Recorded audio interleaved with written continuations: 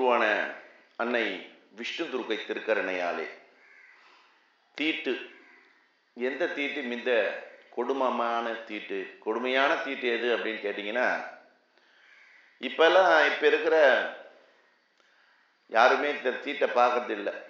அதனால நிறைய ஆபத்துக்கள், அதனால நிறைய இனம் புரியாத தொல்லைகள் நமக்கு இல்லத்தில் வருது.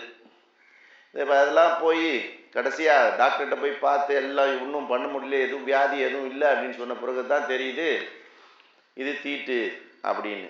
அந்த மாதிரி நிறைய பேர் நம்மள்கிட்ட வருவாங்க. முதலாவது பார்த்திங்கன்னா, பெண்களுக்கு ஏற்படக்கூடிய தீட்டு மிதமானது. அந்த தீட்டு டைம் அப்படின்னா என்ன அப்படின்னு யோசிக்கணும். சும்மா நானும் சொல்கிறேன் அப்படின்னு இருக்கக்கூடாது. ஒரு பிள்ளை பெறுவதற்காக உங்களிடம் இறைவன் கொடுத்த கருமுட்டை அது. அந்த கருமுட்டையில் ஆண் சேர்ந்தால் அது ஒரு பிள்ளையாக வந்துவிடும். அது சமயம் அந்த தீட்டு வரும்போது நீங்கள் ஒரு 3 நாள் தனியாக இருந்தோன்னா ரொம்ப நல்லது. உங்களுக்கும் நல்லது, அந்த தீட்டுக்கும் நல்லது. 3 நாள் இறந்து போன அந்த 1 மாதமாக உன்னுடைய உடம்பில் இருக்கக்கூடிய அந்த குழந்தை வடிவத்தை எடுக்கக்கூடிய ப்ராசஸ் டிஸ்கரேஜ் ஆகிறதுனால வரக்கூடியதான் தீட்டு. அப்போ அந்த பெயின், அப்புறம் அந்தவுடைய ஆற்றல்கள், அது ஒரு குழந்தை இல்லையா, அதுக்கு எவ்வளோ சக்தி இருக்கும். அது ஒரு பிணமாகும் பொழுது அதை ஒரு தீட்டாக கருதாமல் வேலைக்கு போகிறது, பஸ்ஸில் போகிறது, பஸ்ஸில் ஏறி போகும்போது தீட்டுள்ள பக்கத்தில் பந்திருக்கும், அது உங்கள் மேலே பட்டு இருக்கும், அதெல்லாம் தீட்டாயிடும். இது யாருக்கும் தெரியல. இப்போ எல்லாம் விஞ்ஞானம்ன்றாங்க. இனம் புரியாத ஒரு தொல்லைகள் வருவதற்கு காரணம் இதான். அது ஒரு தீட்டு. அதுக்கப்புறம் இறப்புக்கு போயிட்டு வந்த பிறகு வீட்டில் சட்டையை கட்டி போட்டு குளிச்சுட்டு தான் வருவாங்க. மீன்லாம் இப்போலாம் அப்படி கிடையாது. அப்படியே போகிறாங்க, அப்படியே வராங்க, மீதி வேலையை பார்க்குறாங்க. அது ஒரு தீட்டு. அதுக்கப்புறம் இறப்புக்கு சென்று சுடுகாடு வரை சென்று அங்கிருந்து வரும்பொழுது நல்ல சட்டையெல்லாம் தண்ணி போட்டு கழுவிட்டு குளிச்சுட்டு தான் வரணும். இப்போலாம் அதெல்லாம் வரதில்லை. யாரும் வரதில்லை. வராமல் என்ன பண்ணுறாங்க, அவங்க இஷ்டத்துக்கு வீட்டுக்கு வந்துடுறாங்க.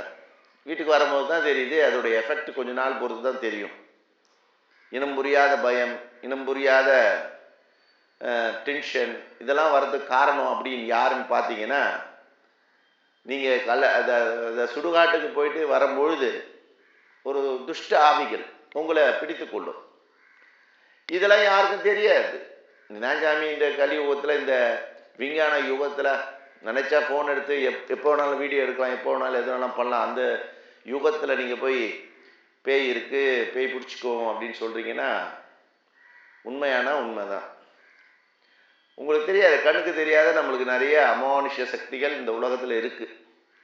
அதை நிரூபிக்க முடியும்னா முடியாது. கரண்ட் இருக்குது, கரண்ட்டை நிரூபிங்கன்னா டெஸ்டர் வச்சு பார்த்தா எரியும்.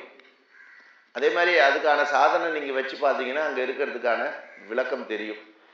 இந்த அதிகப்படியான தீட்டு எது என்றால், அந்த சுடுகாட்டுக்கு போயிட்டு வராங்க இல்லையா, அதுதான் அதிகப்படியான தீட்டு.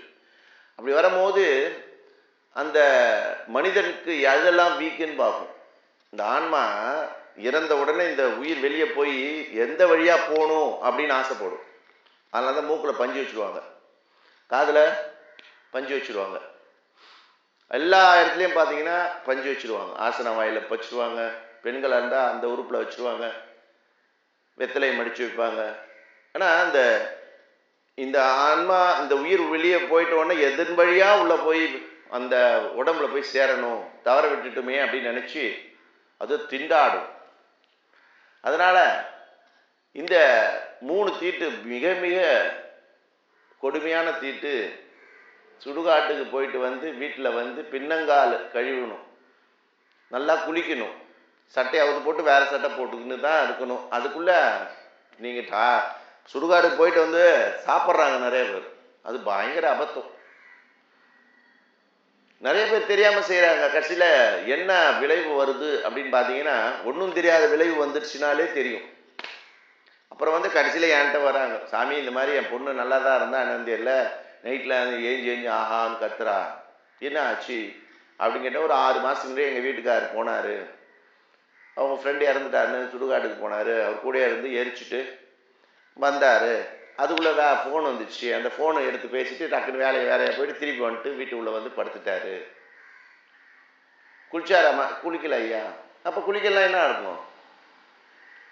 நம்ம புற உடம்புல இருக்கக்கூடிய நம்மளுக்கு நம்ம உடம்புக்கு முன்னாடி ஒரு உடம்பு இருக்குது, சூட்சும உடம்பு. அந்த சூட்சும உடம்பு கொஞ்சம் தெளிவில்லாமல் இருந்ததுன்னா, குழப்பமாக இருந்ததுன்னா, இந்த கெட்ட ஆன்மாக்கள் போகிறதுக்கு வாய்ப்பு இருக்குது. எப்போ நம்மளுடைய பாஸ்வேர்டு தெரிஞ்சிச்சுன்னா நம்மளுடைய ஃபோனை ஓப்பன் பண்ண முடியுமோ, அந்த மாதிரி லைட்டாக நம்மளுக்கு உடம்புல கொஞ்சம் பயம் இருந்ததுன்னா அந்த கெட்ட ஆன்மா நம்ம கூட வந்துடும். யாரெல்லாம் வீக்னஸாக இருக்கிறாங்களோ அவங்க கூட அது போயிடும். எனவே இந்த 3 தீட்டில் மிக ஆபத்தான தீட்டு சுடுகாட்டுக்கு போயிட்டு வரும்போது ஏற்படக்கூடிய தீட்டு. இதை கவனமாக நீங்கள் இந்த தீட்டிலிருந்து வெளியே வர வேண்டும் என்றால் கரெக்டாக இருக்கணும். சும்மா நானும் போனேன், நானும் பார்த்தேன் அப்படின்னு சொல்லிட்டு வரக்கூடாது. ஒரு டெத்துக்கு போயிட்டு வந்தீங்கன்னா நல்லா குளிக்கணும். சட்டையை விட்டு போட்டு அந்த சட்டையில் தண்ணியை போட்டு நினைச்சிடணும். இதை நினைக்காம எல்லா பெரிய பேர் நல்லா அப்படியே சாதாரணமாக போயிட்டு சாதாரணமாக வராங்க. இந்த தவறை செய்தால் உங்களுக்கு இனம் புரியாத ஒரு தொல்லைகள் வரும் என்பதை தெரிவித்துக் கொண்டு நீங்கள் அனைவரும் ஆனந்தமாக இருங்கள். நல்லது நடக்கும், நல்லதே நடக்கும். திருச்சிற்றம்பலம், தில்லையம்பலம், சிவசிதம்பரம், அருணாச்சலம்.